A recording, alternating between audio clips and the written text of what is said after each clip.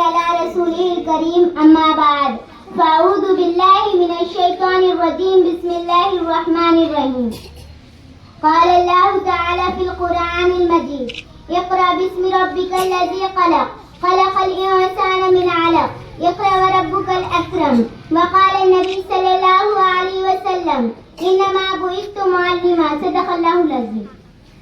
ہماری درسگاہ میں یہ جو استاد ہوتے ہیں حقیقت میں یہی تو قوم کی بنیاد ہوتے ہیں. سنیر اداد ہم جب بھی کسی کی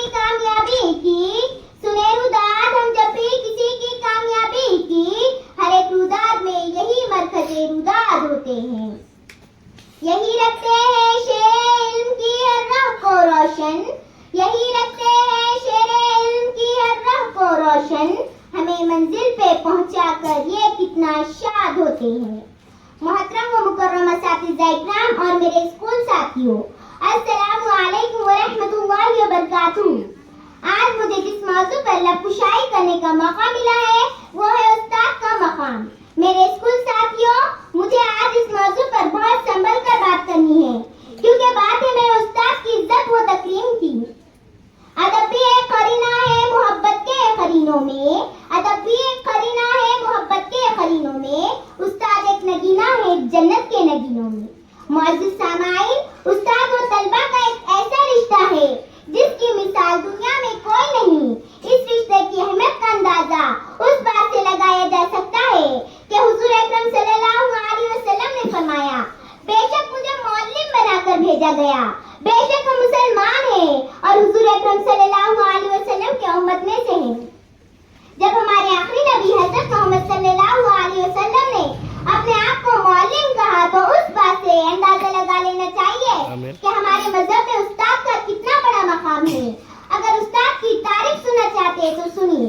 استاد وہ ہے جو بنجر زمین کو کھلیان بنا دیتا ہے. استاد وہ ہے جو پتھر کو تراش کر ہیرا بنا دیتا ہے. استاد وہ جہاز ہے جو تاریکی میں روشنی کے وجود کو برقرار رکھتا ہے. استاد وہ ہے جو مٹی کو سونا بنا دیتا ہے. استاد وہ پھول ہے جو اپنے خوشبو سے پورے معاشرے کو معطر کر دیتا ہے. امام غزالی رحمت اللہ علیہ نے بھی استاد کے بارے میں فرمایا، میرا حقیقی باپ مجھے آسمان سے زمین پر لایا مگر میرے روحانی باپ یعنی استاد نے مجھے زمین سے آسمان تک پہنچایا. خزاں کے موسم میں بھی بہار دیتے ہیں استاد تربیت سے طلبہ کو نکھار دیتے ہیں. معزز سامعین، سرور کائنات حضور اکرم صلی اللہ علیہ وسلم نے اپنے آپ کو معلم قرار دے کر استاد کو سب سے اعلیٰ بنایا. بلکہ میرا تو یہ دعویٰ ہے کہ جس طرح پھولوں کو مہک کی ضرورت ہوتی ہے، چاند کو دمک کی، سورج کو چمک کی، روح کو جسم کی، اسی طرح معاشرے کو استاد کی ضرورت ہوتی ہے. ہمیں چاہیے کہ ہم اپنے اساتذہ کی عزت کریں، ان کے ساتھ اچھا سلوک کریں. استاد ہمیشہ اپنے طالب علم کی دل سے محنت اچھے مستقبل کا سوچتے ہیں. استاد ہمیشہ اپنے طالب علم کی دل سے محنت کرواتے ہیں اور طالب علم کا بھی یہ فرض ہے کہ وہ اپنے استاد کی ہر بات مانے اور پڑھائی کے اندر استاد کا ساتھ دیں. حضرت علی رضی اللہ تعالیٰ عنہ نے استاد کی اہمیت کے بارے میں فرمایا، جس نے مجھے ایک روز بھی پڑھا دیا وہ میرا استاد ہے.